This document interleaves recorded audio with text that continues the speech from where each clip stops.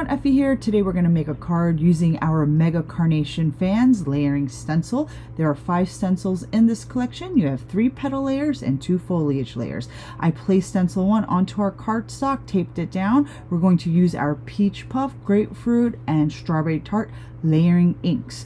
For stencil 1, I did mask off the bottom portion of the stencil so that we don't get that Peach Puff ink blending along the lower portion of our panel. After we went in with a nice light touch for stencil 1, we replaced that with stencil number 2. We blended stencil 2 with our Grapefruit ink.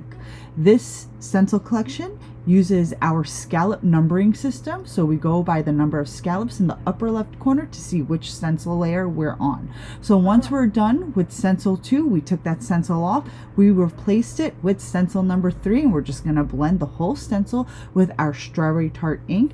And this is our third and final petal layer, so you can use a nice heavy hand on this final petal layer. Then we're going to take stencil number 4, which is the first foliage layer. We're going to align it along the bottom portion of our carnation, and we're going to blend the entire stencil with our honeydew ink, and we're using a lighter touch because we do have a second foliage layer. For stencil number 5, which is the final foliage layer, we're going to use Melon. Once we're done blending stencil number 5, our blending is complete for our Mega Carnation fan stencils. This is a nice large stencil. We are going to die cut it, so I'm just going to cut it out from the background, and then we're going to use a coordinating die and die cut this beautiful flower.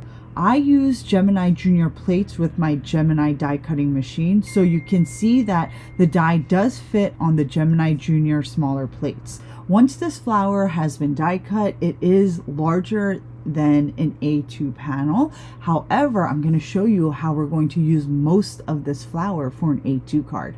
Next, we took our Geo Triangle cover plate die. We die cut it onto white cardstock. You can see the piercing along the edges. It's a really nice background die.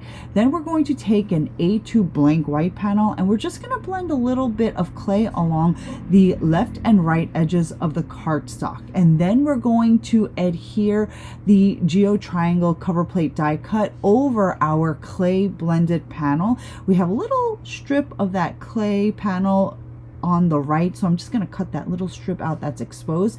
And next I'm going to glue our Mega Carnation fan die cut over the background, and then the pieces that are hanging off of the background, we're just going to crop it right off, but save all of the pieces because we're going to use them on our card. I know it might be painful for you to cut off the pieces of your beautiful flower, but trust the process, guys. I just glued those remaining pieces on the lower left portion of my card to fill up some of the background, and it looks really, really nice. Next, I took the Congrats sentiment from our Fancy Script stamp set and the coordinating die. I stamped it in black, cut it out, and then I glued it right to the center of our card, and I finished our project with some clear rhinestones, and my project is complete. I hope you trusted the process. I enjoyed making this card. Don't forget to like and subscribe. Thanks for watching, guys. I'll see you next time.